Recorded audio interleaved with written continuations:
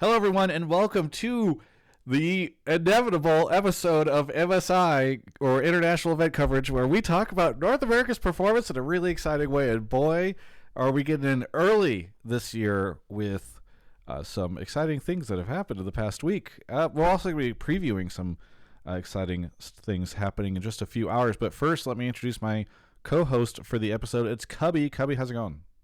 Good. It's been a busy week. We're staying up for MSI, and then I'm all caught up on the VOD reviews. So yeah, between that and then recorded the Jungle last night, which is live. It's been fun. I mean, I enjoy having League of Legends on. I get to work around it, and it's nice. Besides that, ran 16 miles last week, so we're trying to get back into it. When I was in shape, I was running like 30 miles a week, so I'm still way behind. Jesus, what inspired that? Honestly, it keeps me sane. It was COVID. Like, I couldn't get out and golf a lot during COVID.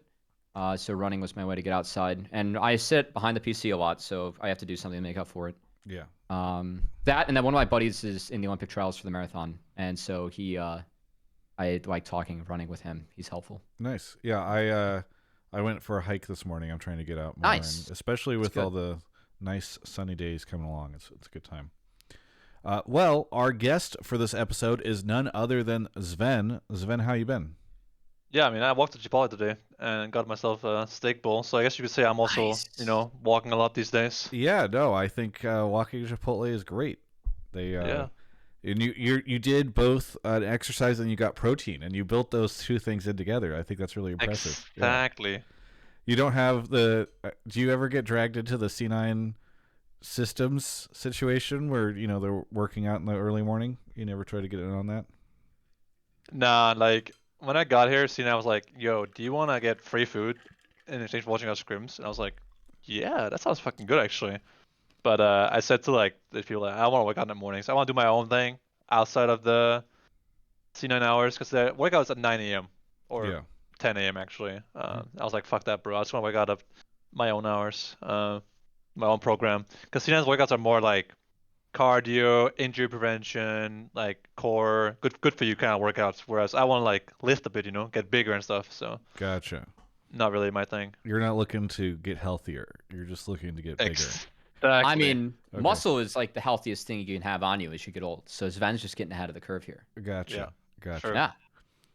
Well, regardless, it's good to have you on the show. I appreciate you doing this. You ended a stream, and my chat was saying, "Oh no, he's losing. He's going to be tilted." And I also heard recently about your giant Q, that situation that you ended up having. And I took a call on that already. Oh, you did? Okay. Yeah. Well, we don't need to talk about it, but yeah, The thing is, I'm we'll always tilted, so I'm never tilted. Yeah. Fantastic. Well, hey, before we get into the sort of casual jabber that we normally get into, do you want to, Cubby, do you want to give people the spiel, since I think we have a lot of people who are not normally watching the show because we got this Zven raid? Yeah. So if you guys want to call in, talk to Zven. I think a lot of our calls are going to be around MSI today. We can go into the chat or join discord.gg/Travis. And from there, you are able to put a take. You at me in either pleb topics or subtopics if you're extra cool and you sub to twitch.tv/Travis Gafford or are a member on YouTube.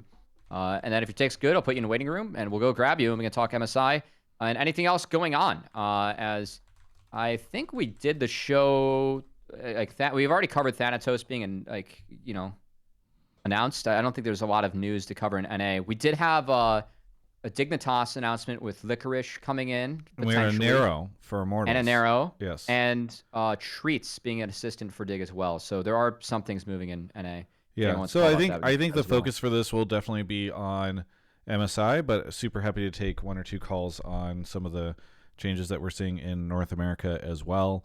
If you are, by the way, a member of the YouTube channel or you are a sub over on Twitch, you do get access to the sub topics channel, which moves a little slower and gives you, I don't want to say like a better chance, but it helps us sort of try to pull some takes there. So it's no guarantee, but do make sure that you're synced with Discord so that you can get access to that channel and drop some stuff into that as well if you're trying to get on.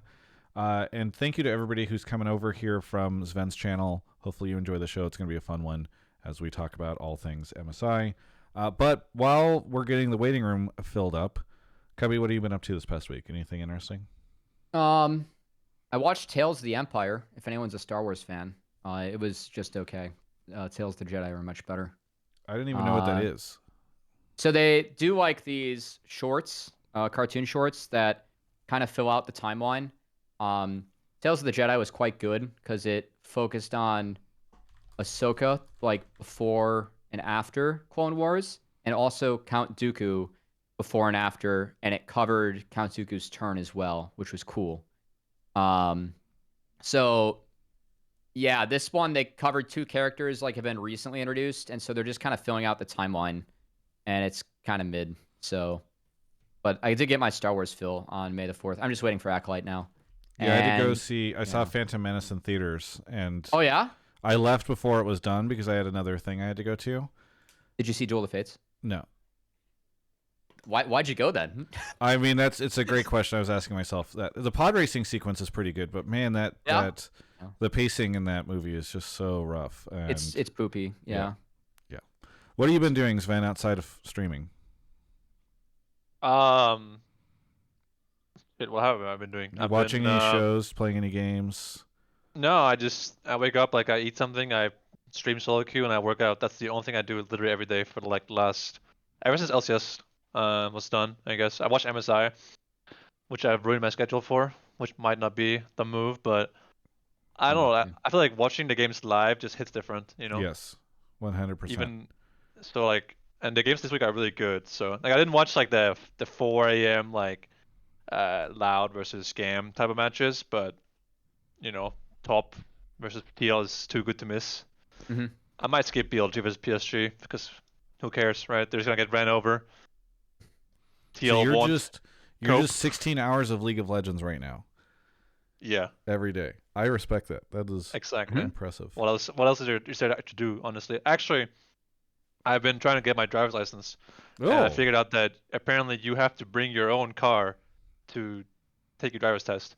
Yeah. And you have to get that car that isn't yours insured, which is like mind-blowingly American. This sounds familiar. My girlfriend was helping someone go through this process and lent her car to someone. So yes. Like where I'm from, you just go there. They have a car with like a driving school sign on top of it, so people give you space when you're on the road, and then you just use that, you know. Like, hello, America? What there are driving schools where if you're trying to take lessons, they have cars that like the other person or like the passenger can like have their brake or whatever, so it kind of works that way. But most people don't use that system, and I had no idea. I never even thought of the idea that is this like the way it is in most of Europe, or are you only aware of it in Denmark? I mean, I never tried anywhere else, so I guess only Denmark, but I think most people can relate. But then I asked Tran, the C9 president, if I could use the C9 car. Like the Kia. Use the Kia. Yeah. And he was like, it's only insured if Hai or David Armour, the GM, drives it. And I'm like, well, blows. This does seem like a Kia sponsorship moment, like a Kia opportunity. They needed like a video. Hey, it was you who said it, not me. Yeah. There's a sponsorship opportunity for Kia. That's so funny. Okay, well, good luck with that. Have you figured out how you're going to solve it? Yeah, he said you just go and you rent a car, and then you get insurance on a rented car. Yeah. That's the move, yeah? Well, you have to buy... Aren't you going to buy a car anyway? Are you trying to get a driver's license and just drive other cars? Or, like, I assume you're getting a driver's license to get a car. So here's the whole thing. Yeah. In Denmark, you, for some reason, due to a very old law that no one knew about, you can't take a driver's license without a Danish address. Okay. Which I don't have because I live here for the last 6 years, right? Sure. So then some person was like, actually, you can't take a driver's license in Denmark even though you're, Danish citizen and all that bullshit.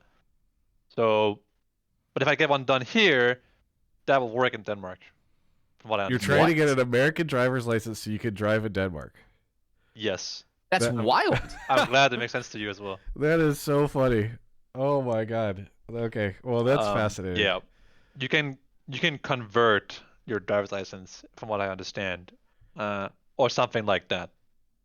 It's complicated, whatever. That is so But that's funny. the gist of it. That's why we're here. Yeah. But yeah, learning in America, you don't have to do like driving lessons and stuff. You can just go to the driving school, whatever, and just pull up like, hey, can I get a driver's test? Yep. Yeah. Go ahead. Exactly. And if you fail it, you can just come back next day. That's what Perks did. He failed it, I think, twice. He just came back next day every time. It's like, oh, you again? Yeah, what's up, bro? Yeah. That's He just pulled up the and go again. that's the American freedom that we have, you know? Yeah. Oh yeah, you have to pay, of course, but Yeah. But it's not that That's much money. freedom. It's like $25 or something, or at least that's Yeah, what yeah. it was when I did it. So yeah. that's so funny. Okay. Well, I think we have pulled some takes, so I think we can get into stuff. But Cubby, you want to go off and grab the first caller? Yeah, let's do it. Awesome. Thank you to, while he's doing that, some shout outs to folks. We got Haru, Cartipole, C9 Bobby, Carpeasy, Lost Bard, Oh My God, Joseph Joestar, Belloc, Kababy, Dasher777. Over on YouTube, we got Shandabear and Warspite. Thank you, everybody, for the support. It is very much appreciated. We got our first caller here, and it's T-Bone. T-Bone, where are you calling from? Calling from Long Island. Long Island. What do you want to talk about on the show? So my take is that like FlyQuest has to blow up the roster or they just won't make Worlds. The other teams are improving and FlyQuest did implode. I don't know if it's even likely if they will improve enough to make Worlds when they get back to North America. And even if it's just like to scapegoat a player, I think that they need like the new slate kind of feel.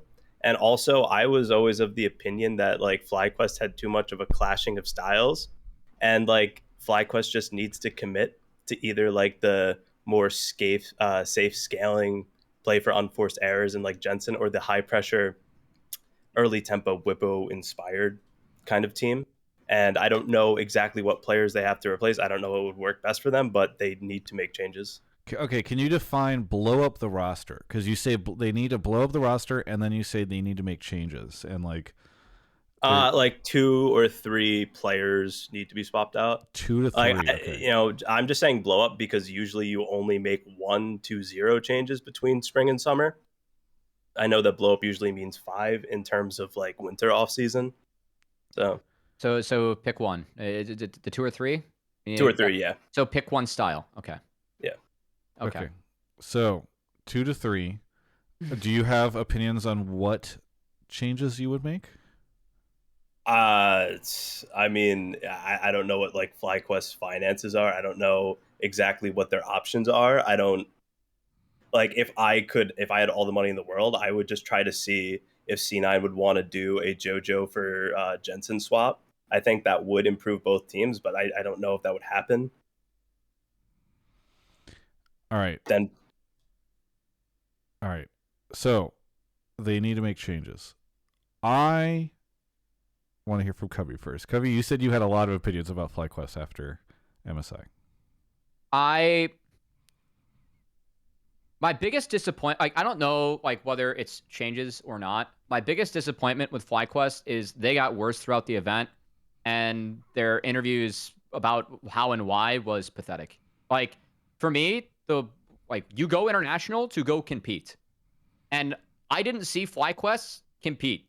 Like, they ended up getting worse. And for me, the game 2s, like specifically in the T1 series and the second PSG series, like I don't know what Inspired was doing. It felt like Inspired was playing to not win the game. Like, was playing for posterity. Like, he wasn't clearing to the right side of the map. He wasn't like trying to take free dives on Rumble against PSG. He was going away from his bot lane that was like going to be clearly dove in the T1 game, and the game ended like so fast because I don't think Inspired played towards the right win cons.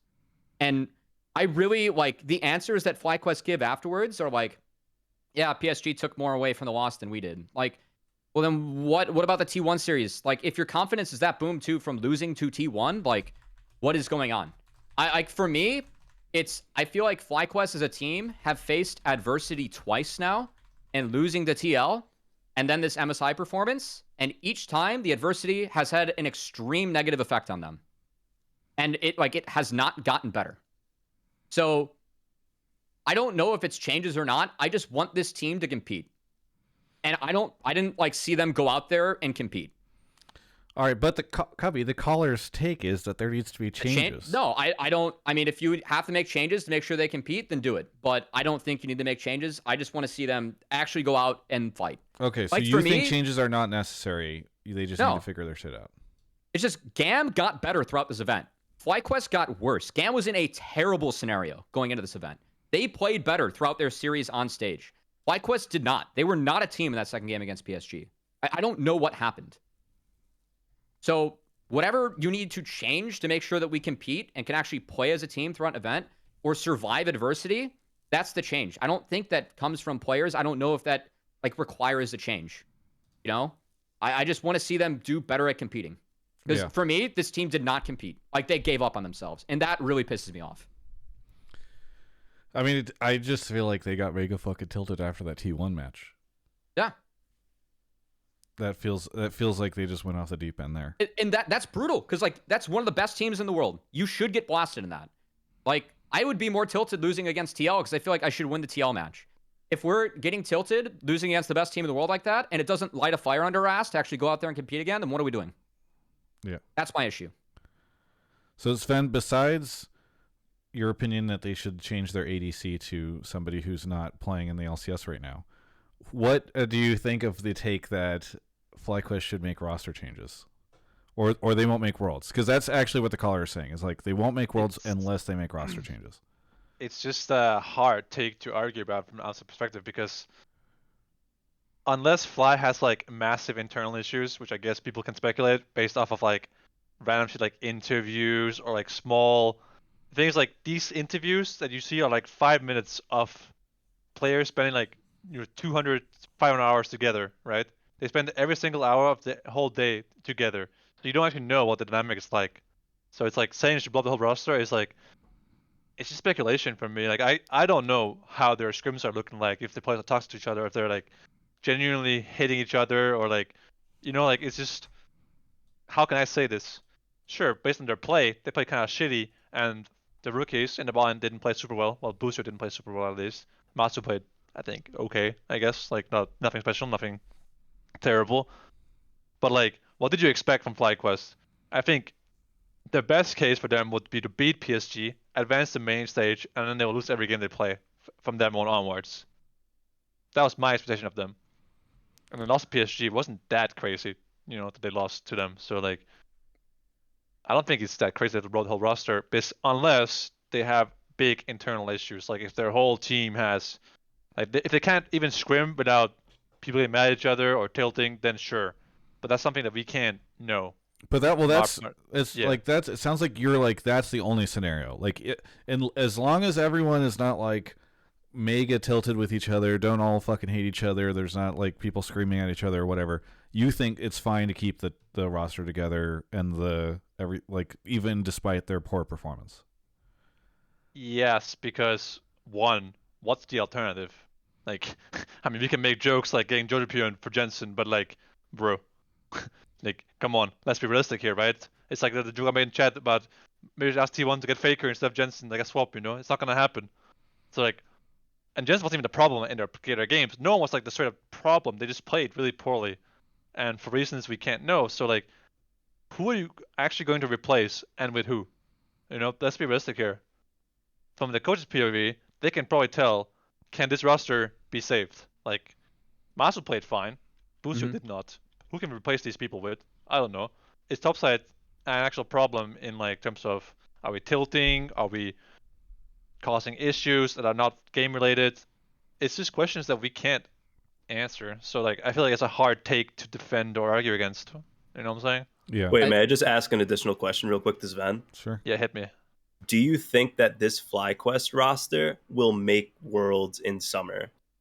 With like just everything that we've seen this year, including Spring Split, including MSI. Do I think the team that was first place in regular season and second place in the playoffs will make Worlds?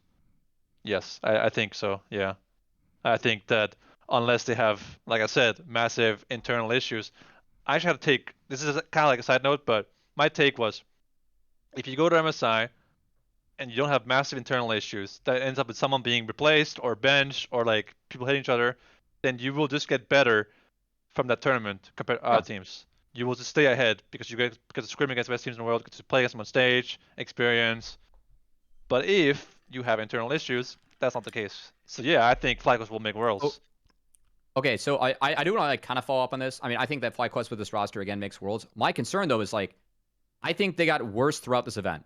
Like Yes, it was a bad day, but like this is 2 instances now where this team has faced adversity, and I don't think they've responded well to it. And like for me, like, I mean, it's impossible to know what happens behind the scenes, but that is a concern, right? Like, I look at the games like the game 2 against PSG. Like I mean, I think the draft was poor, but also Topside goes sour, and I feel like the team just quit. Like Busio and Inspire were not linked ever in terms of a deploy from there. Like, I don't know what the issue is, but like that team did not play as a team, and like that is my biggest concern. Like, I don't know if you need to make changes for this, but also like that this is an issue that we've seen more than once now, right? And it's my biggest thing. Like, I want to see them get better throughout a tournament. Like, I think that's the biggest thing for me. Like, this team for me got worse every game they played. And that, like, to me is concerning. I'm not sure if they got worse throughout the tournament. I feel like they just got downloaded a bit by PSG. Like the drafts were not great, I agree. But like moments like the game 2 dive top that lost the whole game, it's like nothing to do with draft. It's just individual play. So like I don't know. It's hard to say. I feel like it's not a decision that I can really like justify from my position. You know, I don't see their scrims every day. I don't see the potential that these players might have. You know, like maybe you watch their scrims and you can be like, their ball actually play really well in scrims and they have potential to do good things. You know, maybe they'll improve for next. But this was their first international for both of these players, right? So it's like, I don't know. I think Fly is just a very one-dimensional team. They play the same champs. They don't play like hard carries top. They don't play anything else than majors mid. Busio and Master's lane phase was really weak, so they can't play things like Kalista, Nico, or like these kind of champs against good teams, right? It's sort of a problem that teams like that and teams like Fnatic will have when they play against good teams. They will not be able to play all the matchups. They blind pick Urgot. Like this shit, I think, it just isn't that good, and it's very predictable, right? So obviously PSG will know exactly what FlyQuest is gonna do at all parts of the game, even draft, right? So like, if that's the case, though, we also have like the Jensen interview where he's like, that team learned more than us, right? So like for me, that's also an issue of like, what, like if this is a team where you feel like it's one style and they got downloaded, like, what was going on in like the weeks they had over there? Like, is it something where you're getting smashed so hard like you feel like you can only play one style, or also like where was the improvement that like we want to see throughout that? Like, I feel like other teams had more options than FlyQuest, and that is also like why I'm left frustrated here, because like, yeah, I'm with you. I feel like they got worse because PSG had better answers for what FlyQuest threw at them the first time. But where is the adaptation then? Like, if we're just going to go out and say, like, yeah, they learned more from us in a loss, and, like, don't bring up the fact you got crushed by T1 too, like, what's going on, you know? Yeah. It's really weird for me. I think this is also the second time in, like, 2 months that Fly beats a team, like TL and not PSG, and then they come back and play against them again, and they lose because the other team adapts better than they do. For example, versus TL the first time, they played Renekton every game and they won every game. Then it was banned every game and they lost every game to TL. You know what I'm saying? It's a very obvious example, but like, you see what I'm saying? Like, they ran out of juice, perhaps. You know? Yeah. They also played 3 champs they've never played before in the split and lost those 3 games against TL, which is like super random in that final too. They didn't have an answer to like blind pick TF, for example. It was a GP. It seemed very unpracticed, for example. So maybe FlyQuest is a team that's a bit one-dimensional and limited in their style, you know. So when the other team drafts well around it, it's just not good enough. Is that what you both see when you watch them? That do you feel like they're just sort of running the same one-dimensional style? Yeah, because like I can't explain why else Inspired always clears towards Blippo. I really can't. Like, I don't think it fit the games at all. I also think like PSG were playing these, like, let me just make sure I'm not wrong here when I pull this VOD up. They were playing like Senna, Nautilus, Asir type of team comps, and it's just so mega brain dead easy to play. I don't get why you give that. Yeah, like my thing too in watching the first series is I felt like the PSG bot lane did not press advantages at all, and they kind of beat themselves by taking really aggressive bot lanes and not doing enough with it. It's like giving Senna Nautilus for me like totally defeats the scouting report I have on that team, where it's like we're gonna give them the most brain dead bot lane to play. We're gonna just like pretty much brute force a front to back. And we're doing that for poke Varus Renata. Like that for me, like kind of has like it's a good lane phase when we lane swap out of it. And then it's like if we don't have the on-hit Varus with Renata buff later, it's kind of weird. Like I don't get like for me, I feel like we figured out this past season that you cannot give Senna plus Nautilus together. Like, that's just a broken combo, and then we give that Nazir, and it just makes no sense for like Blind or God. I mean, I don't know if it's broken, but it's like watching the game just be a slow, like even game, and then eventually they just outscale by doing nothing. Yes. It feels like it's too easy to give that kind of condition. Yes. I think the first game, from what I remember, FlyQuest ran it down, right? In the chicken fight. Yeah, they on chased the topside. Nautilus. They overchased when they had the advantage. Yeah. And then they got like swept by Asir. I think I'm about to see it right now. Yeah. No, you're And correct. then the game was just behind from that point onwards. They lost Baron, and then this just lost like 2 mid towers, and it was just over. And in game 2, the top lane disaster happens. Like the games weren't that bad from what I'm watching, but also like they're behind for most of the game, playing against champs that outscale them. So like. Yeah, it's What's also the like whole- not their win con. Like they're playing a poke Varus way, right? Like you don't like the last thing you want to do is overchase in their side of the jungle. It's you, like what should happen is that you sit your ass in your vision, you force them to walk into you. So it's also like not understanding like what we're drafting, which is really weird. Yeah, I will say though, Fly Yeah. did some good things. Like they lane swapped a lot this tournament, and they usually came out ahead on the lane swaps. Even against PSG Yeah. in the first game, they were ahead in lane swap. Their top laner had like a 2-level advantage, and they made the Nautilus TP top to cover the dive, which means Mhm. Senna can't farm souls without a support farm minions, right? So I think they did some good things too to avoid their weaknesses, but that was kind of all they did. Yeah. Jensen and Whippo still play off each other well in sides. Like they oftentimes are able to get picks. It's But very yeah. consistent in their games. They did that here. It was good to see that international too. To like wrap this whole thing up, I think making roster changes is just based on information that we don't have. So I feel like Yeah. it's unjustified. And then who can you actually get to replace these players? They are good players, all of them, I think. Yeah. So it's like hard. What do you replace? in this T-Bone, do team? you have any suggestions besides getting Jojo Pion somehow? I mean, like it really just depends. There, look, I'm Diamond too. Okay, I'm not like a high level analyst or anything. I know, I but can if just you're like the do the most, eye test. You're suggesting I the only most. bring it up because if you want to say you want to blow up the roster, Wait, do you want like a clickbait? Like we should get Chovy and no, Viper. no. I just mean like a legitimate. Like you could say Licorice. If you wanted to, you could say Spica. I mean, you could I say- think I think Spica would be okay depending on what route they go. I just think that they need to actually like pick a style and stick with it, because I do like I've thought all year that like they're kind of just hands diffing because Jensen is better than most of the other mid laners in NA, and he just doesn't have any synergy with Inspired Blippo. And this is not a slight at either side of it. I just think that Blippo and Inspired see the game the same way, and Jensen does not see the game the same way, and that creates problems in game and not necessarily out of game. I think that people took the interview where Inspired called Jensen vegan. Like I think people went way too hard with that, but I just think that they need to all be on the same page and get players with similar mindsets. I don't know if FlyQuest can go and try to pick up a LCK challenger like mid laner who's insane. I don't know if they can get like Pulbay or whoever. I don't know what their solution would be. I think this is something for the coaching staff. I'm just looking at it from the sense of I feel like they have to make changes after this. I feel like the changes are going to persist, and all it takes is for Immortals to get their shit together. All it takes is for Cloud9 to get their shit together. Yeah, And FlyQuest doesn't the make Immortals thing I was confused by, but yeah, Cloud9, I guess.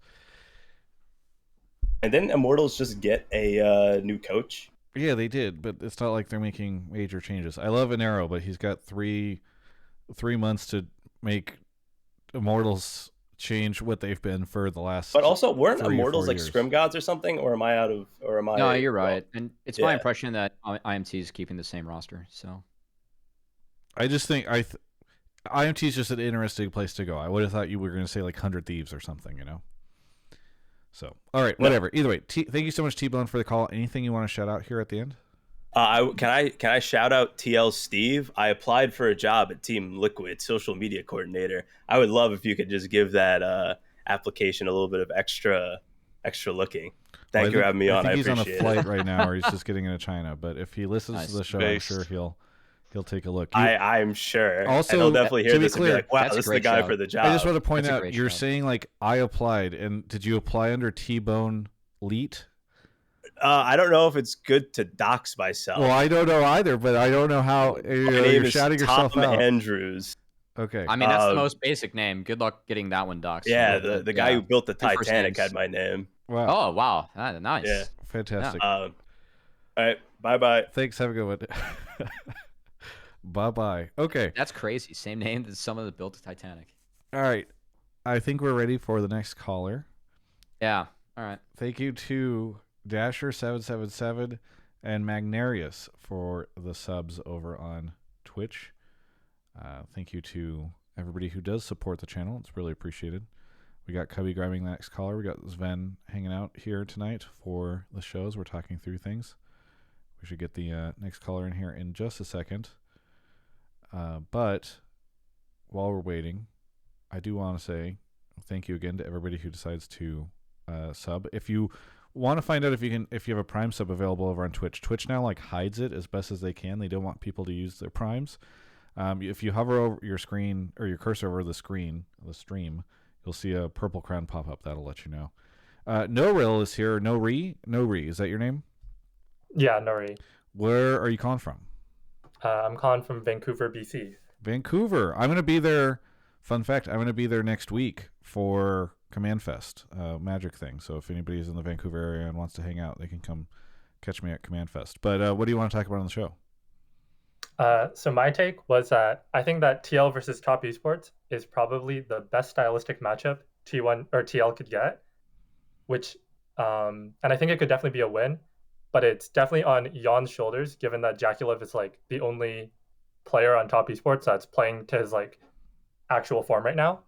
And then I wanted to get Zven's insight on how he feels like that bot lane matchup translates, because Umti had this take on I think it's called like Secret Boardroom in LCK. Yep, that's a great show. Yeah, great show.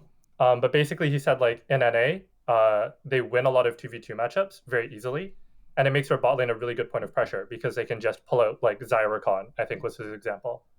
But he's worried because he thinks he has a lot of fake data, or like as a team, moving into like international stage. I also think it'll be TL 3-1, and I can talk more about why I think that, but I don't know. Go ahead and say the TL 3-1 bit here. Okay. I think TL is by far our best macro team, and they are aware of like what they can and cannot do. Like they don't try and delude themselves with some of their potential weaknesses. Like they know APA is not the strongest in mid lane phase, so they will ban 3 mid laners in like phase 1. I will say Top Esports is my favorite LPL team, and I watch them a lot. And I think right now their form is really, really bad. And they make a lot of, well, they can make good macro decisions. They have this like consistency to slip up and just overcommit to one play and lose a massive amount of objectives. I think there was one game against BLG in playoffs where they gave a Nash because they had no wards. And then there was a game against FPX in regular season where they committed to Nash and then gave their entire base. I think that TL having lane swaps will be really good against Jakulov because I think, again, he's their only strength relative to like their players. And I just think that their TL is a really disciplined and well-coached team. So if NA has a chance, it's like against, an Eastern team, it's probably here. But yeah. This is, you're saying that out of, and when you say Eastern, I assume you mean LPL, LCK. Yeah. Like, and I do think 369 is good, but I think it's fair to say that his form is not consistent to the level he's been showing. And I think it's also pretty fair to say that Impact will at least perform to a like respectable level. So I'm not this saying is he's like going the to win. copium you're giving us is like, okay, you know, of all of the possible matchups, not including Europe or PSG, like this was our best chance. This is our chance. Okay. Yeah. And you think it'll happen? I think it will happen. I also thought FlyQuest would win the other day. All right. You know. Well, yeah. I mean, I think a Such lot of is people life. did, so it's not too terrible. But Yeah. you were so to get back to your main question here, you're asking Zven about the bot lane. So I guess first off, Zven, do you think that top and TL might come down to the bot lane like Nohrii feels, and do you think that, and how do you think that matchup is going to go? Okay, so I agree that top is the only Eastern team, like LPL LCK team, that TL can beat. That's what I think. Mhm. But I don't think it's a good matchup stylistically. because TL's biggest strength in LCS, like you said, was Yon Kojide. They could play all champions. They could play Kalista matchups. They could play VOD matchups. So in playoffs, teams were banning champions against them on both sides or avoiding certain matchups, which gave TL a draft advantage. Against top esports, whose best players, at least performing best players, are Jackie Love and Mako by far, it's going to be hard to win through that same playstyle. So I feel like TL is going to run into a wall when they can't win bot lane or they don't get any advantage in draft because the other AD carry is better than theirs, right? That's fair to say, I think. So I don't feel like it's a good stylistic matchup for TL as they're like kind of like just the M team is kind of just their team but better, if you will. Like 269 might not be playing very well right now, but he was the best top laner in the world at some point last year. And their bot lane is playing really, really well and really, really aggressive. And in a meta where like champs like I don't think that Koji will play as well in like a Rumble Nico meta with Kalista Varus type champions as Mako will. And I'm afraid that Jackie Love is also better at champs like Lucian than Yon is. So I'm a little worried that TL can't win that 2v2. And then they don't play champions like Asir on top of this, or Orianna, I think. I don't remember APA playing Orianna. They banned it against Jensen every game, so I just don't see what stylistic advantage they actually have. But I do think that top esports is the worst of the big four. Yeah. Excuse me. So it's like, yeah, like TL can't beat LCK teams, I think. There's no way LCS can beat LCK. But the West can have a chance at cracking the LPL. But BLG is just too fucking good in lane phase and mechanically to beat. So it's down to top esports. Yeah. So I agree they can beat top esports, but I don't think for the reasons that were mentioned. Yeah, that's my What are the reasons you think they can beat them? Just Top's simply not a that, perfect team. yeah, that's literally like top was just making so many like unforced mistakes. Yes. Tian especially was just griefing straight up, and Jackie Love Mako like they would like stomp Max ball lane in lane, and then they would dive them 2v2 and somehow end up in a 1-for-2 in the M team's favor. And I'm like, what the fuck? Like, how'd this happen? Also, this draft that top esports had against Fnatic, the game where they were playing Santa against Camille, was like actually unwinnable, you know? Yeah. So, and Cream also, but they just play bad mechanically, like top esports. Like Cream was getting kind of like stomped by Humanoid in some of the games. Obviously, like the level 1s was like good for Humanoid and bad for their bot lane. In that one game they played against Tsunami, for example. But yeah, I think top esports just makes a lot more mistakes, while teams like T1 are just too clean when they're ahead, which they will be. And Genji is just like they're too like they don't make mistakes, you know, and then they just outscale you and play better than you in team fights. These teams are too solid; they don't make any mistakes. Yeah. And BLG is like they will just win early game and not fuck it up like TES does. You know what I'm saying? Like, yeah, that's I it's hard to agree. explain, but yeah. No, I'm with you. So my prediction is I have top esports 3-0. I think it will be a little bit closer, right, than what it sounds like. Because you say 3-0, then you say it's gonna be close. No, there are such a thing as close 3-0s. Okay. Tien. I just feel like that's a cop out, Cubby. You're just hedging. It is. If you're just gonna say 3-0, just fucking say 3-0. Hang on, it is, but it's because I think Jackie Love's actually just on another level, like coming into this tournament. Like this guy, I think he's actually ridiculous. And him and Mako, like these guys lane really, really well. The area where I think TL like can win / find advantages is this is not a perfect team. And the way they're not perfect is that Tien, he is going to take risk. And that's part of what makes Tien at times very good. But also, sometimes he walks into the enemy jungler when neither of his solo lanes have prio on topside, and then he dies for free, right? And it's very puzzling to me, but that happens. We did see that against Fnatic. The way the top plays, it does involve risk. They're really good. But like kind of like what Zven's saying, this is the team that is the most beatable out of the 4 like Eastern teams that are coming here. Fully agree. And it's because the top, they play with an inherent amount of risk that is higher than other teams. That said, I still think that Cream and Jackie Love get them over the line. Like I think Jackie Love and Mako just on another level. If they're this sloppy, really Cubby, shouldn't they at least drop one game? No, because Jackie Love exists. That's why I think it's a 3-0. Okay. You'll just cover their asses for any kind of fuck up. No, I think Jackie Love gets them over the line. So. All right. So you say 3-0, but Zven, you think TL can beat top. So what would you predict? It's like the word can is It's it's doing a kind lot of of like work. it's like that meme like you're saying there's a chance. Yeah. Like, there is, but we're talking like a 50% chance to win like the series, you know. Yeah. Which I think is generous, to be honest. But like, I also don't know what happened in this boot camp. Like maybe TL actually had really good scrim partners because they have Korean players and staffs, and maybe they just have contacts from Coach J and stuff. Like I don't know. That's Maybe true. they had the best boot camp ever. They went. Yeah. I remember they went early this year. Like APA was already in Korea with Jan. Yeah, they were before, in. The whole team went to Korea, I think. yeah, and they played a shit ton of games. I saw them on the streams, and like maybe they just leveled up during this boot camp, and they're actually just gonna be super fucking good. And they also have the advantage that they have watched top esports play. Sure, top esports gets to like be on the stage a little bit and get warmed up, if so to speak, right? But TL gets to watch like what 4 games from top esports or 5 actually. They played 5. Yeah. 5. Yeah, they played 5 games. So like, if they make a good draft out of this, they can get out of the gate in the first game and actually just win off that alone, right? Yeah. They have more information on their opponents than top. They had like also, sorry. On that note, like the finals of LCS was the first finals to be played, right? Yes. Of all the splits. So TL's asking for like 2 months ago. While all Top's games are both on recent patches and they're much more recent as well.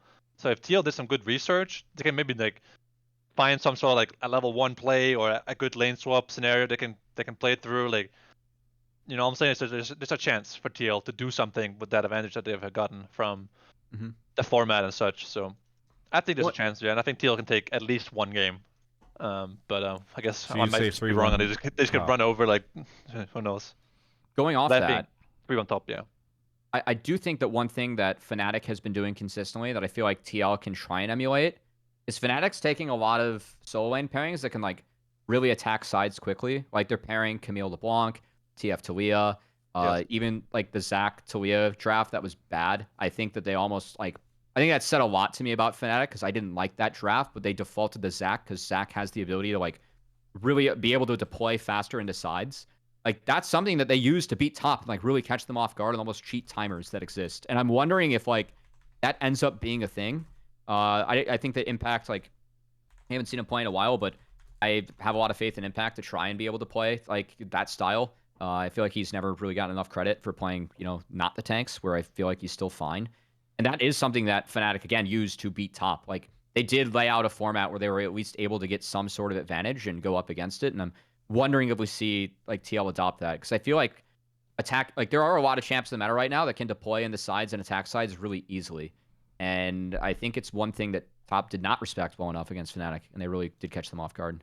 Yeah, I agree. I think that the aggressive style that Fnatic plays, and their mid jungle especially, like making a lot of things happen, is much better against a team like top than what TL is. TL has been like, they're boss aggressive, but their mid and top play mostly like the catch, scaling, tank, team fighting champions. Usually is their style, right? It sounds like pick Talia, Asol, or what's the other champ that the APA plays? I'm forgetting about.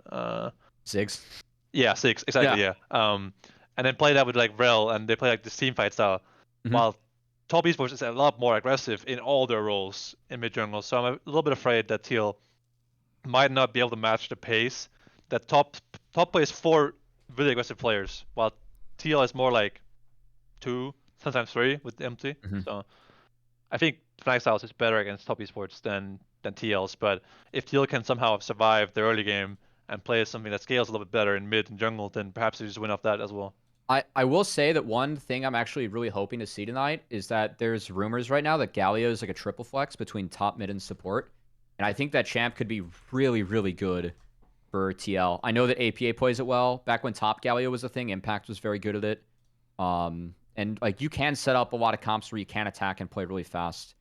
I feel like it could be a decent pick, especially like into Cream, who if you can bait him into taking something like a Kali, like something that Cream really does enjoy, like that is one way where I feel like they might be able to find some sort of advantage. I feel like Galio is good mid, but yeah, I can't see Galio top being good against bruisers. I feel like he doesn't have enough damage, like Aatrox or Cassante or yeah. And then for support, I feel like it's just too weak in lane to justify the flex pick value. You can lane swap it, and in lane swaps, it is actually quite a bit of value because like level 1, you have options as Galio what to level, like deploy defense or offense. Yeah, that is true. Yeah, but then what if you don't get your swap off or something? Oh, like you're this? fine. It's like, it's fine. Yeah. And then what are you getting? You like a mid counter pick in this meta where like people's handshake like mages like Talia Seer matchup. Yeah. I see it, but I think I think the West playing stuff like Camille Galio that might be weak in lane, that has like a quote unquote easy win condition, could be good if they can get away with it in lane phase. Like I think what the Camille against top esports was really good because the lane is fine and it was just so good in that game. It's so easy to play as well. It's a champ that can catch people off guard. Like a team like top esports that makes quote unquote a lot of mistakes will get caught off guard by Camille because it's really easy to catch people with that champ. So I think that's not a bad champ, but Galio I'm not sure. Sensible in chat says that Core JJ has been spamming Galio support, and they were so excited about it they put it all in cap letters. But I mean that would seem to suggest that it's at least on the table. So we'll see. Yeah, I hope so. Yeah. Nohrii, thank you so much for the call. Do you think we addressed all your thoughts here? Yeah. I mean, I know the take was pretty cope, but after FlyQuest did that performance, I thought it'd be nice to at least, No, I agree. I agree. And you know what? I'm going to go with you. I'm going to say TL32 tonight. Just because I hope you're right, Travis. I'm happy. I'll take the 15% bet. You know, like the payout there is pretty good. So those are good odds. Nohrii, thank you so much for the call. And anything you want to shout out really quickly at the end here? Yeah, I wanted to shout out Team Liquid. They just released a piece on Core JJ. It was like a little documentary. It's really good. I think people should watch it. And then also shout out to Dignitas for hiring me as an unpaid intern and also signing Licorice. Oh, you're a content intern? Yeah. At Dig. Congratulations on the Congrats. job. Well, we've got all sorts Thank of people looking for esports jobs or taking esports jobs on the show tonight. Thank you so much for the call, and catch you next time. Yeah, thank you so much. Bye. So, I don't know. Does anybody know what IDR is? It's a currency, and Warspite over on YouTube just dropped 30,000 IDR. And I don't know if that's a lot of money or if it's not, but I do appreciate it, Warspite. like YouTube bits? No. What's an unpaid intern? Sorry. What is an unpaid intern? Like working for free? Yeah. Yes. Like breath? It's like, college kids take it for the resume builders, you know? Did the caller say that I heard intern. Did they say they're unpaid? Is it like Dignitas mouse pads all over again or what? It is. I mean, that would be exactly If what they're it would lucky. be. Yeah. It's about $2.50 according to the chat. $2.50. Okay. 30,000 IDR sounds like a lot, but I guess it's but it's very much appreciated, Warspite. Thank you. Yeah. All right. Let's move on to the next caller. We got over on, speaking of support, thank you Fidge TV for the Prime, Mind Turtle for the Prime, Big Angry Hobo for 71 months, Lit Drummer Boy for the 45 months, AN for the $5, and then Warspite for the 30,000 IDR. Really appreciate it. All right, we got Green here. Green, where are you calling from? I'm calling from Baltimore, Maryland. Baltimore, Maryland. What do you want to talk about on the show? So I want to bounce off of Zven's viral take on Reddit, where he says NA is going to suck at Worlds forever, while the NA pros. I mean, no, he didn't say that word for word. But, his viral take, which I will now put into his mouth. I'm trying to exaggerate for you. Zven. Okay, my bad. Go, keep so, going. He said that NA is going to suck internationally because NA pros rarely play solo queue at a high level, and while the top of the ladder in the region is full of one tricks and streamers, and people are constantly dodging, and the queue times are 40 minutes. Wait. So I'm gonna play the clip, but I want to tell everybody that it says headphone users warning. So for everyone, don't play it, this. It's pretty warranted at the start. Everyone who's aware, just know that it's gonna adjust your volume accordingly. This is your warning. Here we go. Does that for me? You won't be able to hear. Does that for me? Nice. Oink oink oink oink oink. I still hear it through the mic. Oink oink oink. I heard that too. Oink oink oink oink oink oink oink oink oink. You're saying oink over and over again. We can't win. So for context in this clip, what just happened was Sejuani got buffed this patch. Zven had been in queue for 24 minutes, and then there's a dodger, and you stand up and start screaming oink over and over again. It's because people are pigs, man. Okay, that's here why we I say oink. I'm gonna hang on. I'm gonna finish playing the clip because there's another 20 seconds or so. Jesus. Okay. We can't win Worlds. FlyQuest is a joke because of us. I can hear myself and I hate How it. can we ever win Worlds, bro? I spent the whole day in queue. Meanwhile, 15-year-old Korean players can't. played 10 games in an hour. Oh, we can't win, man. It's so fucked. You're so dejected on this. I didn't realize that the visuals would be so good. Otherwise, And then I the put it worst on part is like when I finally do get into a game, I'm playing against like Timo mid. there. I'm playing against Timo mid when I finally find a game. Man. Okay. So, back to the caller. Now that we've gotten Sven's story, he says we can't win worlds and FlyQuest sucks because of us. Were both statements that were said. But go ahead and finish your thought, Green. Well, I think that when I watch ELO players stream, which, like, to be fair, I work from home, so that's most of the day for me. I rarely ever see pro players in the games. It's like maybe 1 out of 10. And when I do, it's literally the same like 6 players. It's Zven, Tomo, Isles, Pobelter, who's not playing competitively anymore. Sometimes Dokla, sometimes Blabber. It's like the list is short. Okay, we have 8 teams with 5 players each, and I see maximum 2 pro players per game.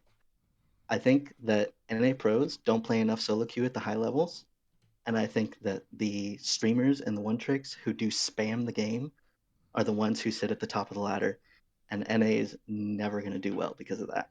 So you're saying we just need pro players to play more is essentially the thesis here. Yes. All right. Yes. Sven, Okay. first off, you've been playing a ton lately. How is Green correct that there's only about 8 or 9 players that are really trying to push a ton? I mean, so first of all, this clip is taken in the off season, right, of MSI. Probably the worst time to, make this take that I made on the video. I was tilted because I was in queue for like 45 minutes with the dodge and all of that. So obviously, teams like C9 are in Korea. TL, Fly aren't here, and some teams, I think, Shopify is in Korea, from what I understand. Besides Sazel, that's what I heard. And 100 Thieves were on a bootcamp as well in Korea. So like, I think they just went over. that's over half the teams, Yeah. in Korea. Sure, I also think, I came here about 3-4 weeks before LCS finished, and I just don't feel like I see a lot of pro players in my games. Where if you pull up to a Korean solo queue game at the same LP that I am at now, you will play against pros, ex-pros, aspiring pros, challengers every game. So like, I do agree that it just feels like the ladder isn't as competitive, and you spend a lot of time in queue. Whereas in Korea, like, you can press play again, and you're in champ select in like a minute, and then you're in a new game within like 5 minutes of play. And the games from like midnight to like 4 a.m. are like stacked as fuck with only LCK players, only serious boot campers, pro players, and it's just like the quality of games is like mind-blowingly good.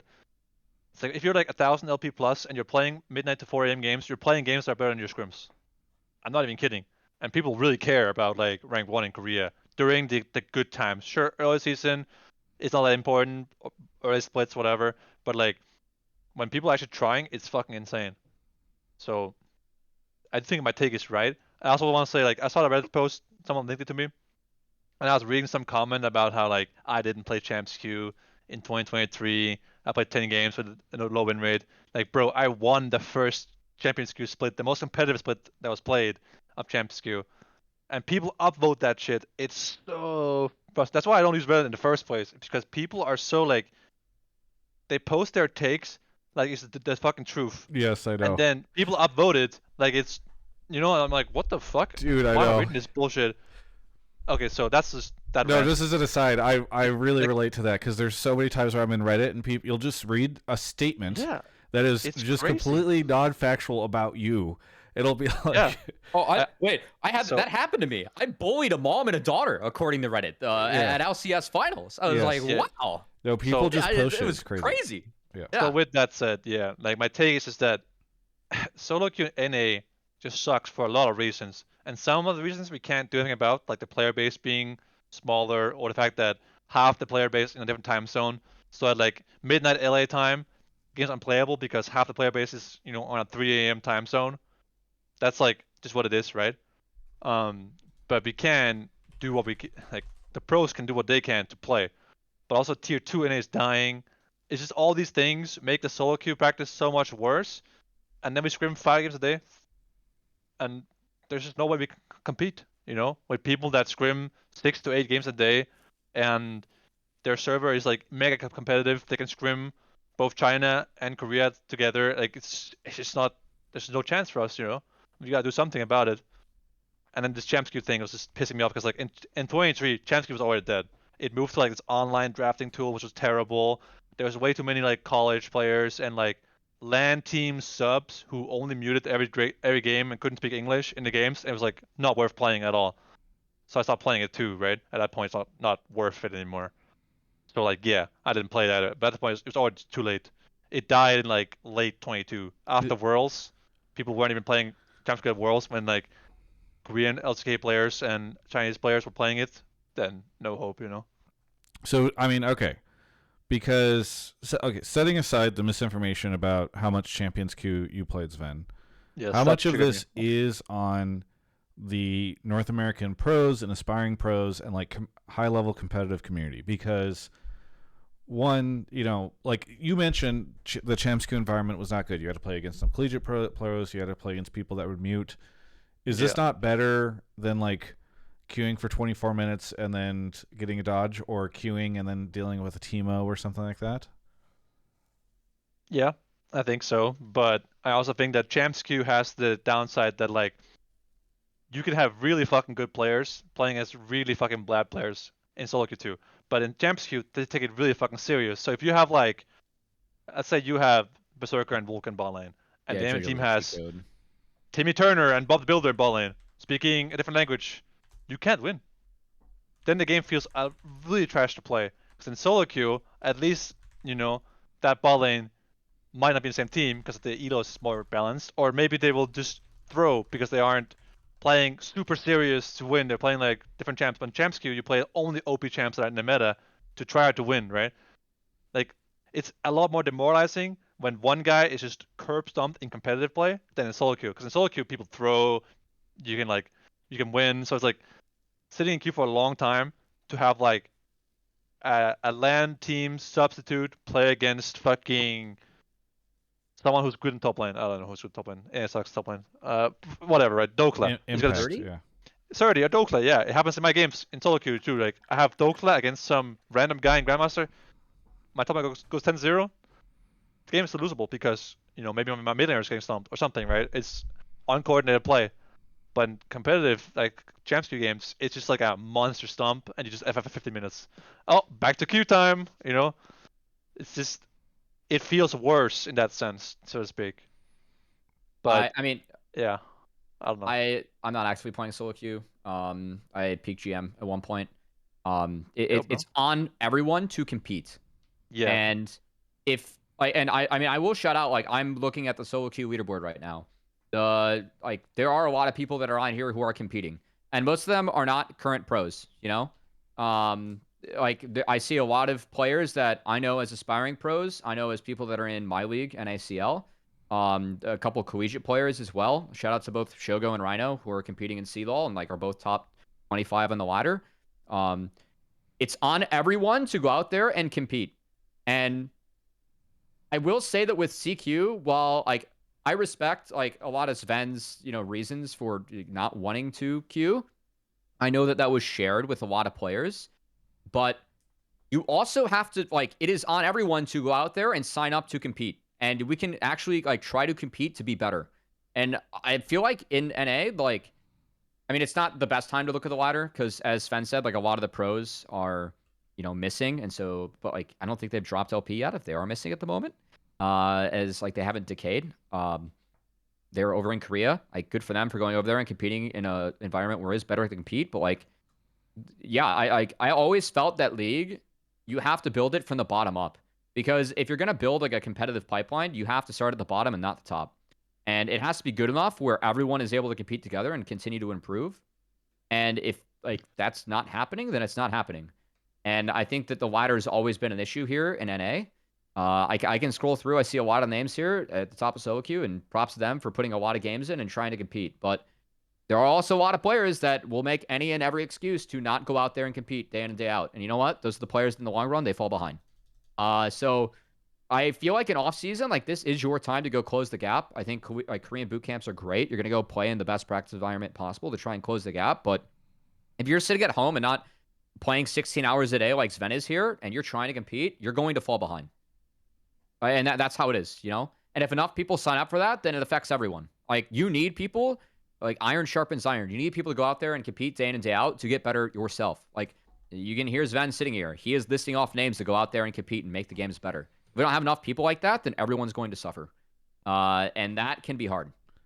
And I feel like that's an issue that we've always faced in the ladder. And I will say that the hollowing out of the systems below LCS, it defeats the bottom-up build and the purpose that I feel like, you know, you need to have if everyone's going to be able to be strong and compete.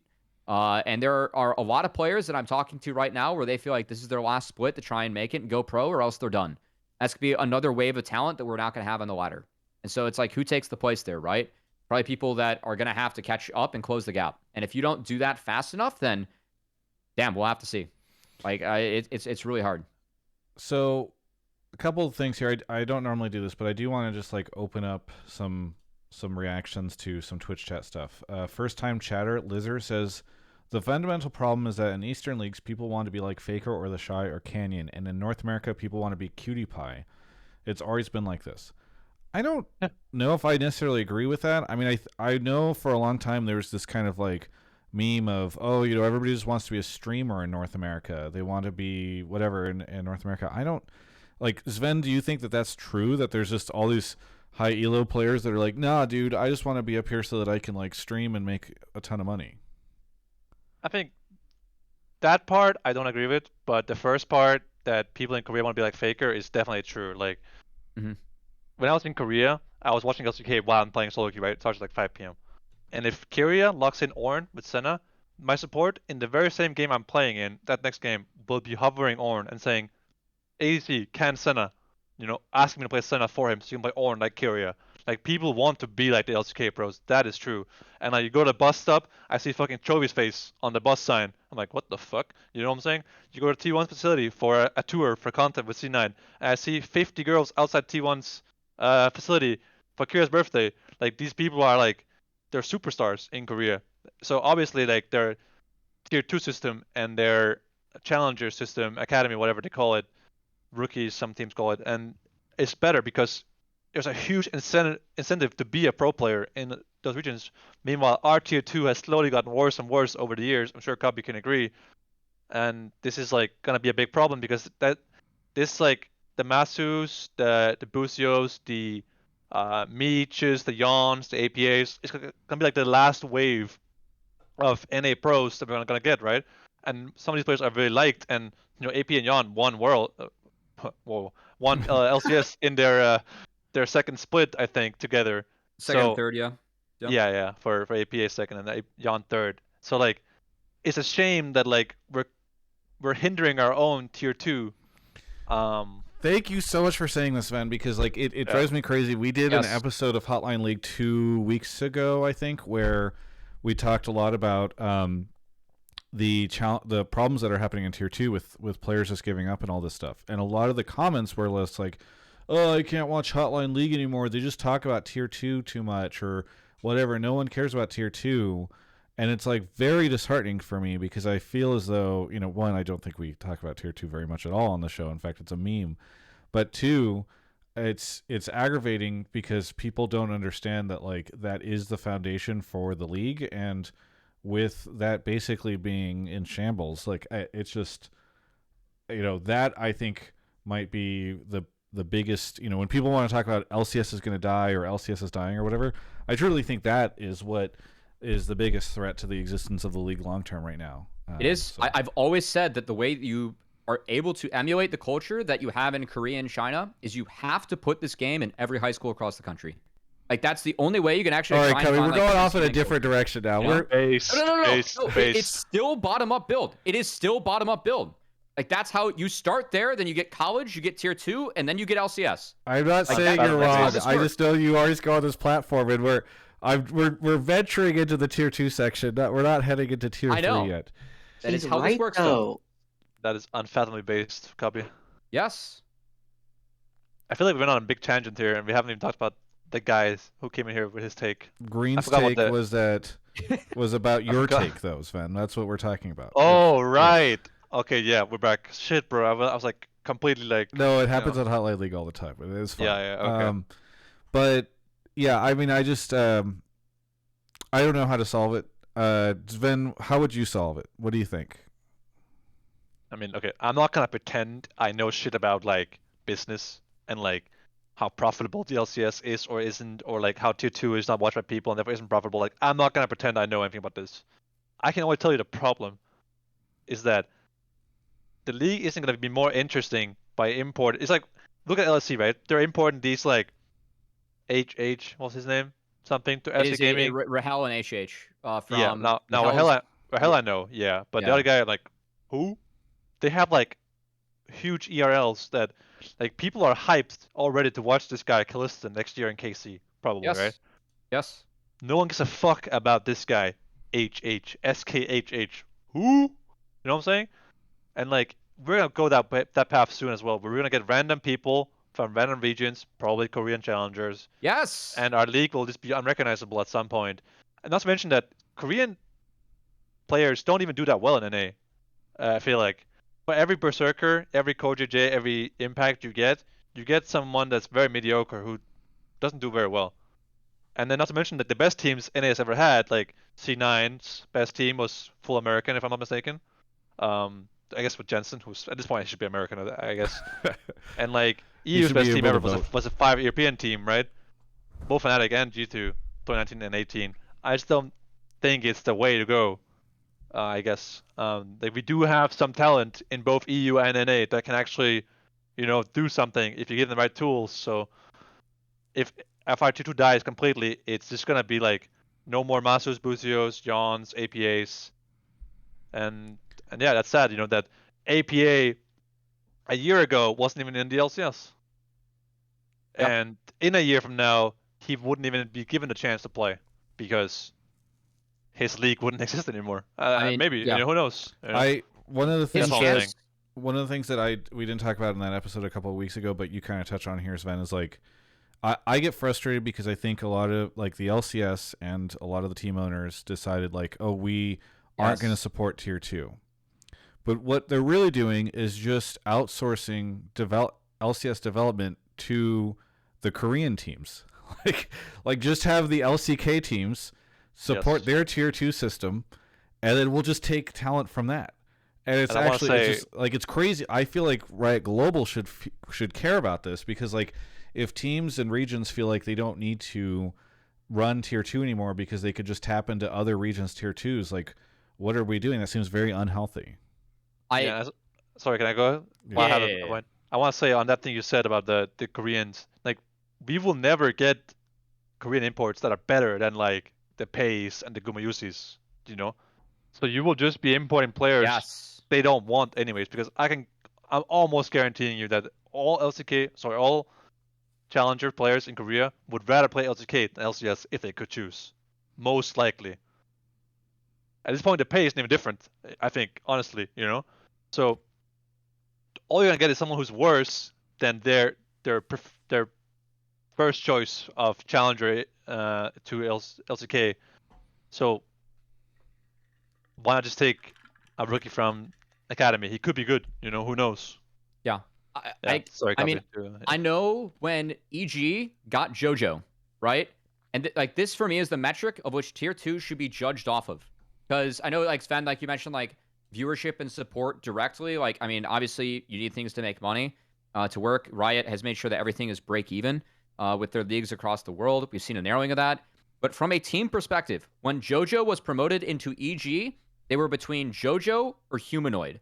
The difference of that contract would have practically paid for their academy team for the upcoming year. That is the metric of success that these teams, like that's why we should be investing into tier 2. So it can be a cost-saving measure like when things were really big. Now, it's also you are getting a direct chance to mold success. You get to see these players act like pros when they were out in LA, live the full schedule, do everything a pro does, just at a secondary level. Like, that is the ideal way to find the talent you want to work with. And you were 100% right that if you were importing, you were getting second pickings. Lucid is not coming to NA, right? He's playing for D+. Like, that's always going to happen. The fact that Thanatos is even coming here, I find fucking crazy. Like, that is, like, I mean, that is a steal, right? But it's very, that still is, like, he's rejected from the system, right? And the fact that, like, this is happening and we are just nuking the tier 2s and we're just going to take the leftovers elsewhere, where, like, you also are not even factoring the culture gap, the fact you have to learn a different language when you come over here. Like, League is a team game. This is like another battle that you are going to have to face when you are taking players that are being rejected by their own system, when you can just build up your own and have players that don't have to fight that either. Like, it blows my mind that teams just gave up on this, because I feel like it is a huge competitive advantage. Like, it was not brought up with FlyQuest. Like, no one is talking about the changes being made with FlyQuest. Like, they have a challengers team that was number 1 and was quite good, you know? I feel like in past seasons, like, we saw C9 make changes with their challengers teams. We saw teams make changes with their challengers teams. That's how TL was actually able to function as a team. That's how this roster kind of came to be. They promoted players internally and then put pieces around them as well. This is the rest of the teams giving up on this is crazy to me. I feel like it just shows a lack of investment and a lack of faith in themselves. The fact that they just quit on this project. I find it ballistic. All right. We've gone too far down the tier 2 path. Yeah. We're going to get more people who can't tune into Hotline League because that's all we ever talk about. I blame Zven. Of all people...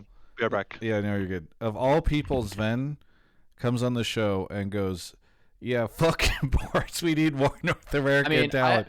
Let's talk about tier 2. Bring this up, you know? Yeah. So it's, it's all good. Anyway. Green, unfortunately, Zven left, so he won't be able to rebuttal. But anything you want to add here at the end? Yeah, I actually I saw people in chat saying, like, I forgot there was a caller. I will secretly, I wanted this conversation to go that direction, and I'm really glad it did.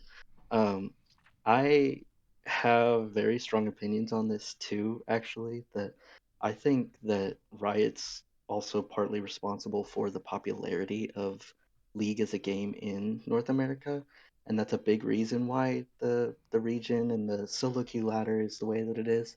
Like, I'll be the first to admit that I don't play ranked because I have anxiety. That's just how it is. But like, a lot of gamers in North America just don't play League. And I think that if Riot could do something to make it more popular, even from the LOL esports side, like making their players more well known, that could do a lot to make the scene more popular. So with respect, I do think that it's a bit of a... I think a lot of people say a lot of people in North America don't play League without having a good understanding of, like, what the actual player base is. Like, League is actually really still popular in North America. Yeah. So. I actually do know that. I studied games, so I'm aware of those, like, metrics, but comparatively, like, the region is unpopular.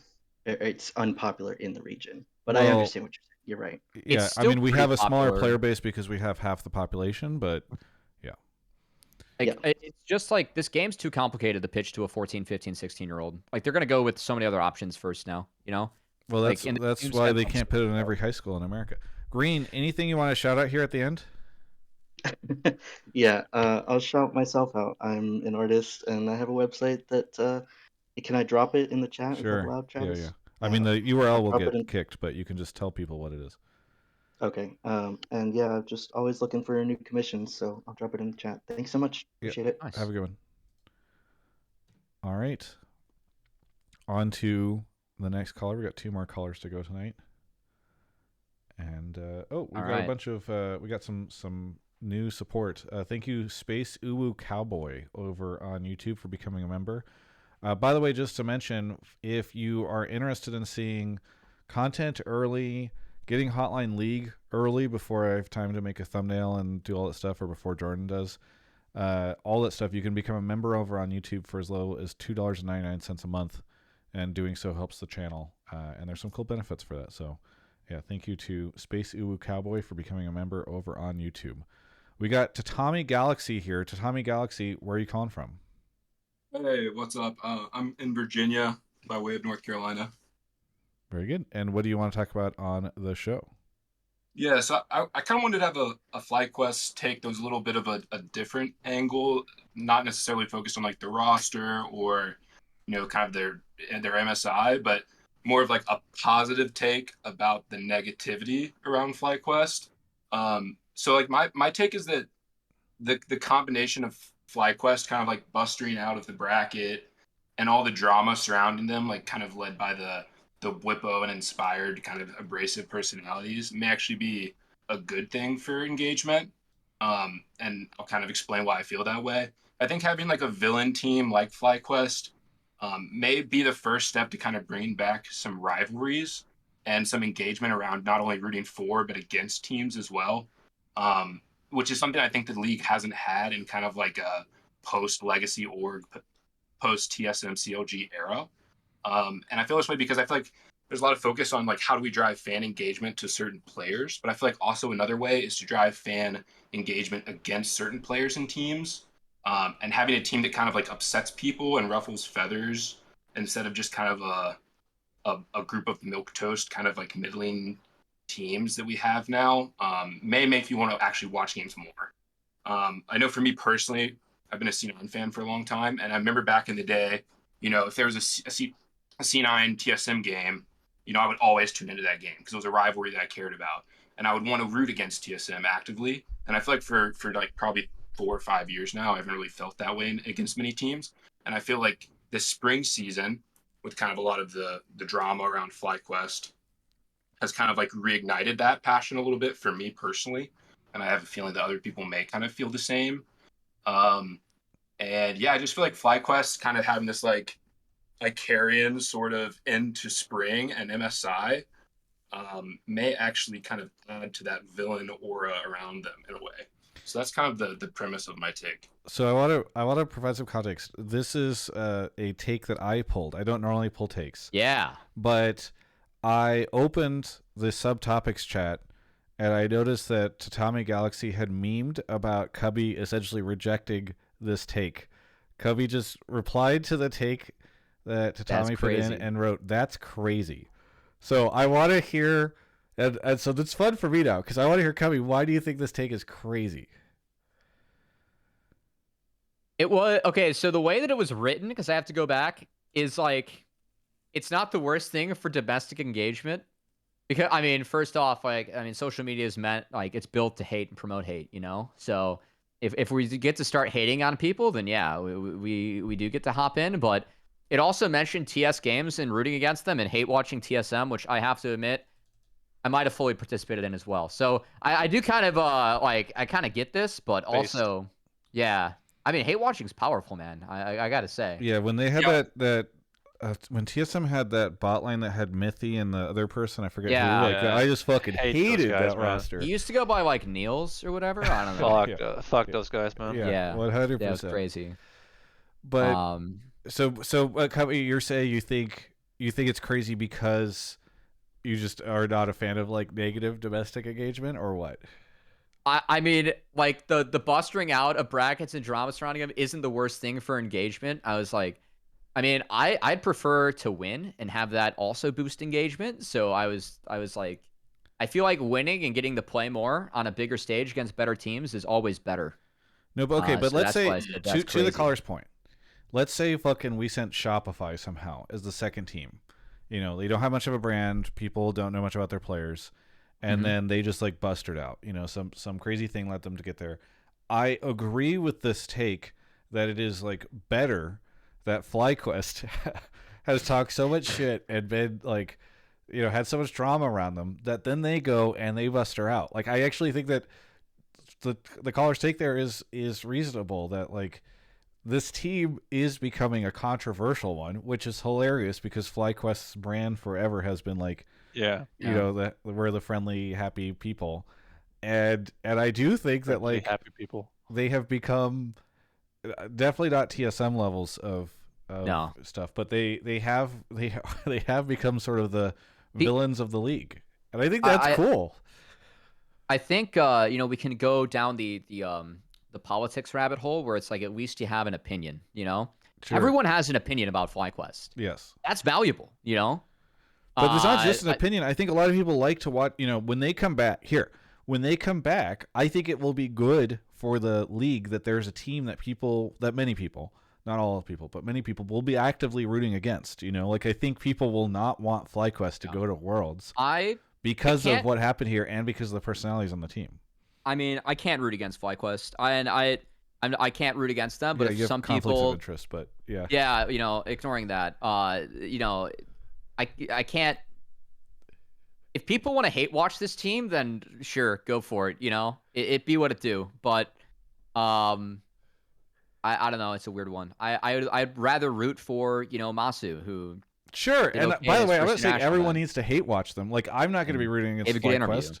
I think it's like they create, like, for me, great content. Like if I could get Whippo to say something about how Busio smells, like that's a video that's going to pop off. So I need them to do well. But I'm saying it's not like the league has been missing like rivalries and villains, and I think, by the way, that TL and FlyQuest is starting to have that, because even down to the interview after TL won, where they were basically like, yeah, fuck those guys, like that. I love that, and I hope it continues to develop. That was pretty badass from TL. That interview was, like, that's the kind of stuff though, like, I'm a fan of. Like, they earn the right to talk, and they shut up until they earn the right to talk, and then they sat them down. Like, I can root for that. Like, I find that funny, but yeah. Zven, that was actually one of the things I was going to add to the take, was that I feel like in the past, a lot of the rivalries that have tried to be built over the last few years haven't really been organic from the player side of things. Like, there'll be an interview with Travis, and you'll kind of ask about how a team feels about playing a certain other team. And it seems like for a long time now, the players' response has been like, well, we don't really see it that way. Like, we don't really feel a rivalry with them, even if fans may have felt that way. Whereas I feel like now the FlyQuest ore is becoming a lot more organic. It doesn't feel forced. And I feel like players are kind of buying into that too. Like you kind of seen from, the TL interviews after finals. I think pros help with this, by the way. Like, just sitting everyone down and like giving everyone a space where it's like, yeah, you guys can just like go out and say like what you really think, and it's not punished, it's encouraged. I don't know like what Zven thinks, because I know that Zven was on that show, and obviously Zven would be a player, but I actually do feel like that kind of gave the platform for everyone to really speak their mind. And I feel like everyone has spoken their mind this split, and it has made things more interesting. I mean, okay, so I want to agree that I like that APA is going out there and trash talking people, because NA hasn't had that in a while. Mm-hmm. I also like that FlyQuest players, Inspired and Weipo, for example, just speak their minds. They are very European. That's all I can say. I mean, that's all it is, right? They are very European, and they don't have a filter, which they should have, because people don't like that in America so much. But I think it adds good spice to the league, and it's funny. It's FlyQuest, who's like we're nice guys, org. But yeah, I think it's all good things. I just don't know what the take is about. Like, is there any negatives to what they're doing? Like, I'm not sure what we're actually arguing about. Well, no, because a lot of people think that a lot of fans feel like Whippo and Inspired should like be polite more, should not shit talk so much. They come across, they're like, I don't like them because they're super cocky or whatever.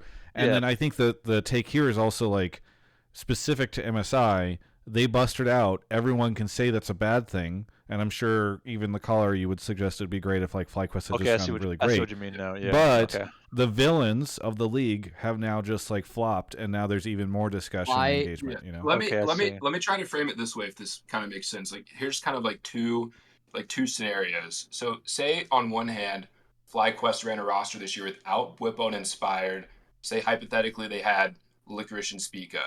And they're great players, great personalities, but very different players and personalities, right? And say they had the same trajectory that they had this split, where, they did pretty well in spring, then they kind of lost at the end, and then they went into MSI, and it just kind of floundered. That, to me, is not nearly as interesting of a storyline, where you could almost make like a 30 for 30 on this spring for FlyQuest, where you start it with Whippo's pros interview from week 2 as like the height, you know what I mean? And then look how it ends. And to me, that's much more interesting and engaging, even if, it's a little depressing, but like, you know, you got to take what you can get sometimes as an NA fan. I feel like it's more interesting and engaging, makes me want to watch more next split. Because for me, like I know when I watched that pros interview, I was like, you know, I hate that guy. I want him to lose spring. So I was watching spring finals, you know, Respect. to see him lose. You know what I mean? And I was ticked off. You know, they knocked out C9. I was like, man, I hope TL wins this game. Usually I wouldn't have cared. You know, I did not orgs I really care about typically. I'm a C9 fan, but like I wanted to watch finals because I wanted to see them lose. And I don't mean that disrespect to the players. I think you can respectfully root against a team. Oh, hell yeah. But that's just how I feel about it. Respectfully, So when I woke up, you know, the next morning and saw they lost, I mean, obviously I prefer them win. Sure, it'd be great for NA, but I was like, you know, hell yeah, I'm glad it happened to them and not someone else. So that's just my general take and feeling on it. So Zven, what do you think? If there's anything I've learned from Twitter the last week, it's that hate's good for engagement, you know? Agreed. I don't know why you needed the last week of Twitter to teach you that. I feel like that's the constant. Travis, are you not up to date with the current rap beef going on? No, I know. I'm just saying people fucking hate on Twitter all the time. It's fine. But yeah, the downside to like being honest and sometimes doing hate is that it can be kind of like taxing yourself up mentally to like have to deal with all the people that watch you only in your most vulnerable moments, and then you say anything wrong, they'll make sure to dissect it and analyze it, and it can be hard on someone mentally to have to be in a position at all times where, like, you know, people will jump at you on any moment you say anything wrong. Like Inspire does an interview 5 minutes after he lost Elsa's finals, maybe a bit emotional, didn't watch the games back, says things a little bit too harshly, and now he's getting picked apart by everyone because he lost at MSI. You know what I'm saying? Even though you have no idea what their 3-week boot camp was like. Maybe he was the nicest guy on the planet, trying his hardest every day. You don't know. You know, that's all I'm saying. You know, it's hard to like judge without all the information. And I think you can root against someone without, you know, sliding in their Twitter DMs and, you know what I mean? Like, yeah, I'm sure you can. Football fan, and I love when the Ravens lose, but you know, I'm not DMing Lamar Jackson. You know what I mean? But yeah, some people are, and that's you might not be, but yeah, like I said, some people aren't as good as that.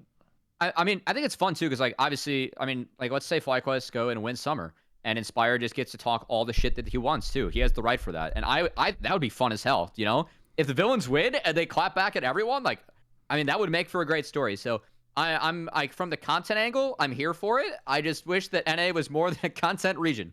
Well, they are, and you're going to find that tonight whenever Team Liquid beats Top Esports. Hell yeah! I hope you're right, Travis. I really do. I really do. Tatami, thank you so much for the call. Anything you want to shout out here at the end? Yeah, I'll just do a few quick ones. Shout out to Travis.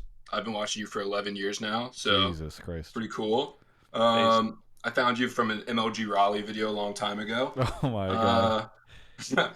Shout out to C9 and especially Jack for keeping spicy rosters coming, and to Zven. I enjoyed watching you for the years you were on C9, so shout out to you as well. And shout out to whoever's decision it is at Riot to add a 1v1 tournament during the 2-week regular season gap we're gonna have. So whoever that is, I hope you think about it. They're not doing it because they're doing a different tournament, which we won't discuss. But yeah, thank you so much, Tommy, for the call, and we'll catch you next time.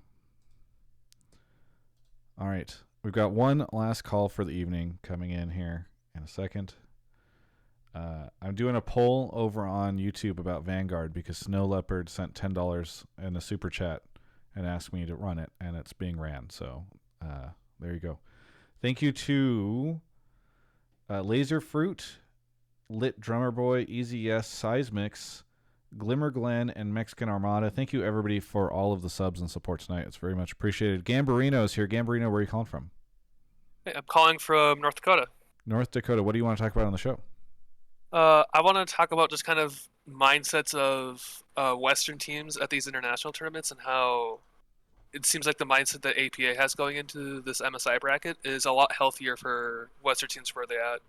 So, during the media tour, he did an interview saying his goal isn't a specific placement or making it to like a certain cutoff like top 4 or whatever. It's to just improve and get better, which is a healthier mindset for a region trying to catch up to Korea or China. So the take is, so he said that His goal is to improve and get better, you're saying?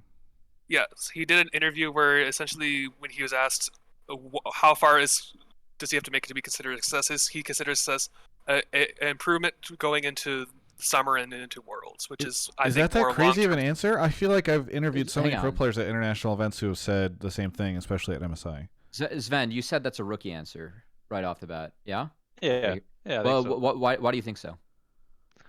It's kind of like when I was a rookie, I had the same, like, in my first year of Worlds, when I was with Origin, I also just thought, I'm just going to go in and play every game to win, and then we see what happens. Because when you're an early, like, pro player in your rookie year or rookie years, you don't think so much about the results. You think just about, honing your skills and reaching your final form as fast as possible. It's just like a very common mindset that you don't care so much about, like, titles and trophies and like legacy and all this dribble. You just want to get to your best level as fast as possible, and then we see what happens. That's why I felt like I can resonate with what he just said. That's how I was also feeling when I was a rookie. Yeah. I mean, I sign up for the process thinking versus results based thinking. I feel like that's very process oriented from APA. I feel like that helps in the long run. And APA is not a world class player. Like, he's made 2 international events in his first 2 splits. I think that's crazy impressive, but he realizes that he has a long way to go to be a world class player. I agree. I think it's the right mindset. And if you do that right, then the results will come. I asked it, like, if you said like that was a rookie mindset, Zen, if like your mindset's changed now. Like, I know that it's a big thing I know like NBA playoffs are going on right now. Like, a lot of players who are late in their career are like, I don't know how many goes I have at this. Yeah. Like, obviously, like, everyone has a time where they're gonna hang it up. So I kind of like asked, like, wondering if you're at an MSI now, like, does that kind of change for you, or do you feel like results matter more now that like you're later into your career? Results always matter. Like, I can Yeah. guarantee you that APA might say what he said in an He interview, wants to win. but if he was in FlyQuest shoes and he lost to PSG, he would be fucking, mad as fuck. And he wouldn't be thinking, at least I improved, That's not how it works. So, like, even if he says that, he still really cares about the result. And anything, if they don't win a single game against the East in this tournament and they just bomb out, top esports 0-3, and then they play against, I don't know, fucking anyone else in the low bracket and they lose, it's a massive disappointment to them, right? So it's still, even if you say this, you still care about the result a lot, Mhm. If I I mean, you're a may- competitor. Yeah. G4 Trees in the chat says, WTF is this take? If you don't play to win, you won't win. What do you think of that, Sven? Is APA's statement wrong because it's too far away from? No, I not think playing it's to win? the overall take is good, like from APA and the caller, that like the tournament, if FlyQuest went into MSI, I think they could win MSI. They're delusional, right? The best takeaway is that the rookies can improve, and their team as a squad can get some international experience. In my opinion, if FlyQuest had qualified for the main event and lost to every team there, that would be fine for them. Given that they have rookies, they aren't the best NA Yeah. team, and competition is kind of good, That's the expectation. Like, it. Yeah. If I could just ask one question here to kind of add on to the take. Sure. Given what FlyQuest was saying happened after their loss to PSG, I guess my take was kind of coming from they were kind of more focused on, even though they won and then got smashed by T1, they were kind of focused on that result rather than what's the steps to improve that. It almost seemed like because of the shell shock. And they seem more focused on that result rather than how do we get ready to face T1, BLG, Eastern teams going into the next stage. Like, how do we get to that point where we're ready? Yeah, I mean, I can't speak for FlyQuest, but maybe they thought PSG was just fucking free, like, oh, we already beat those guys, or maybe I can't speak.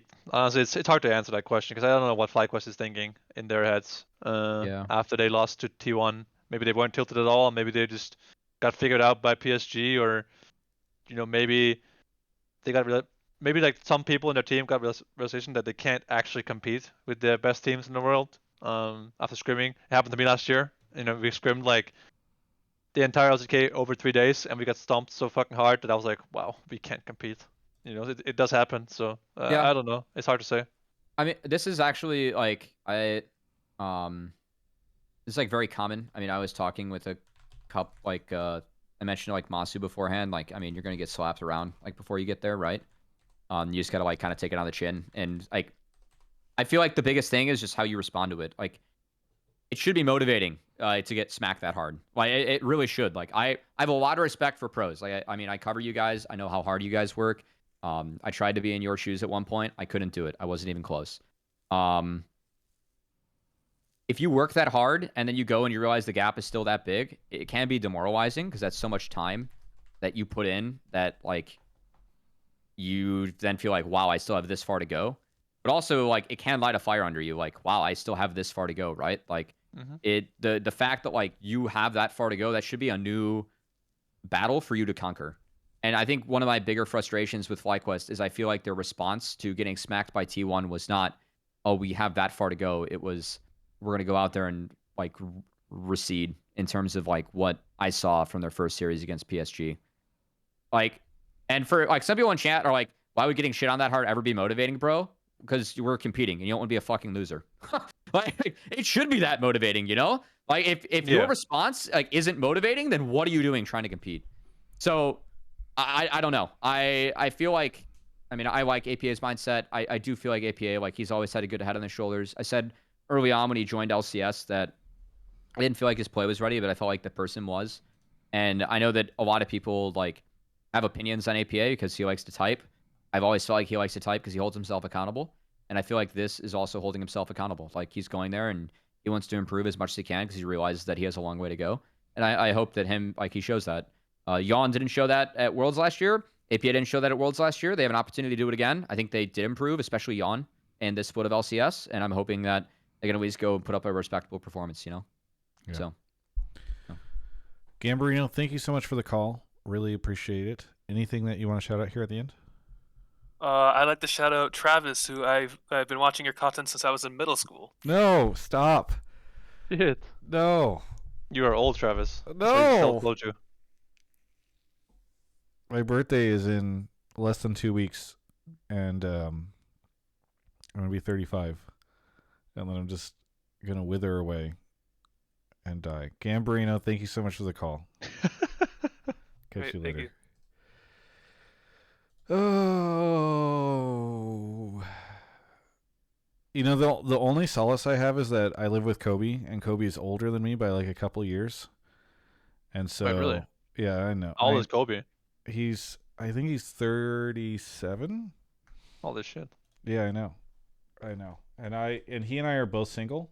So, you know, like, You just feel like putting that out there or what? Yeah, I mean, his birthday's coming up. He might want to date, you know? Yeah, I'm just saying he's single, and so whenever I'm sitting here at 35, unmarried, that's talking about video games. Okay. That's the point. Okay. I look at Kobe and I go, well, you know, he's very handsome. So if he can't swing it, then there's like, you know, it makes you feel better, or what? Yeah, it makes me feel better. Like if that's that nice. man, that's good cope. Yeah. That man who just goes to the gym every day, and I wake up in the morning, he's grunting in the living room because he's doing exercises, and after waking up early to go for a jog, you know, it's like, all right, well, I just play Magic the Gathering. What do I expect? All right. Anyway, let's go through some shout outs and plugs here at the end. Cubby, what do you want to shout out? What do you want to talk about? Shout out to C-Law. I was co-streaming the top 16, and I'll be co-streaming top 8, where things actually start getting interesting.